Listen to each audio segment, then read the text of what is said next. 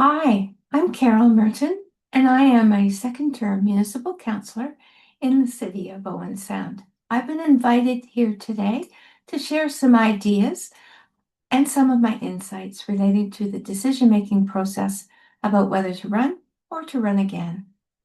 Everyone has personal reasons why they are considering seeking a seat at the municipal council table.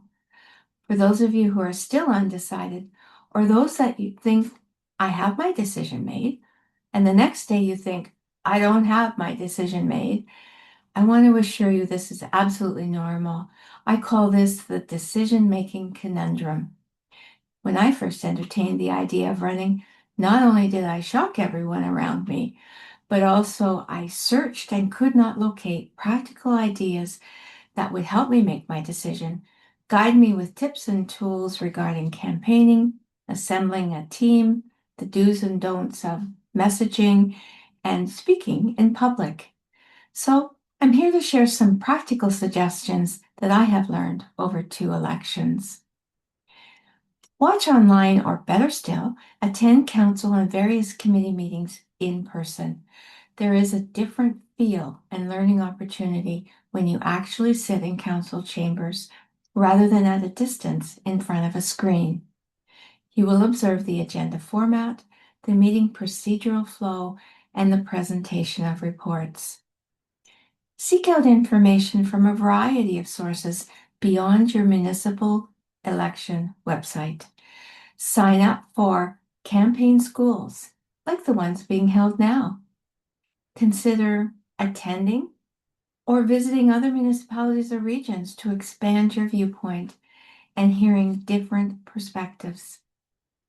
Reach out and ask for meetings with city staff, including the clerk, the city chief administrative officer or city manager, and your senior leadership team to learn about legislation, roles, responsibilities, and how the working relationships happen between council and municipal staff. They also will have an interest in you as a potential future councillor. At this point, you may say to yourself, this sounds like a lot of homework to do when you haven't even decided yet. Being curious and asking questions actually helps to move you closer to the decision.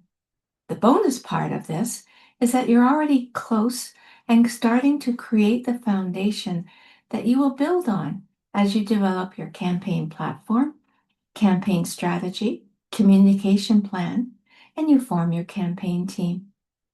I have some additional suggestions for you. Seek out a mentor early on in this process whose advice and perspective you value. This may be someone you've worked with or been associated with in organizations or other parts of your community involvement. What matters is their direct, honest, and respectful feedback in response to your questions. Think deeply about what they are saying to you. Speak to someone who has run for political office about their experiences and what they would do differently. I encourage you again to reach out beyond your own municipality. The broader the search for ideas and suggestions, the more you can bring to your role. Asking others for input is not a weakness. It is a strength that demonstrates you are willing to reach out, to listen, and to learn. This is good practice for what the public will expect of you when you are an elected representative. Ask your family and close friends their thoughts and what support they're willing to provide. You will soon recognize that it may be your name on the signs and they're on the front lawns, but there is a big team behind you, even right now, as you make your decision and your campaign plans. Listen to the comments you receive about the potential impact of your candidacy on family and work life. They may also be able to provide you ideas on how you can have work-life balance. The campaign trail and the public speaking engagements demand stamina, resilience, and yes, rest time. Your energy levels are like a bank account. You have to make deposits as well as withdrawals so you don't end up in a negative balance. One of the key features of political life is what I call living in a glass fishbowl. Think about your own personal comfort level living in the public eye and under public scrutiny. Even when you're in the grocery store lineup, fueling up your car, sitting in the hairdresser's chair. It's an important part of the decision you make relating to your personal comfort level. Your personal financial situation is important.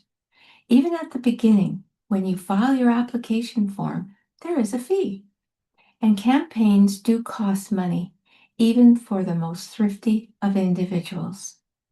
Municipalities have different compensation packages they provide elected officials. Check into this to decide if the financial allocation is adequate to compensate you for your personal living needs and your time. These are just a few ideas I'm sharing in the time available to me right now. I want to finish by saying thank you. Thank you for your interest in considering an elected position as a way to serve the community. This is an amazing journey, and I am sending best wishes to each and every one of you. Take care.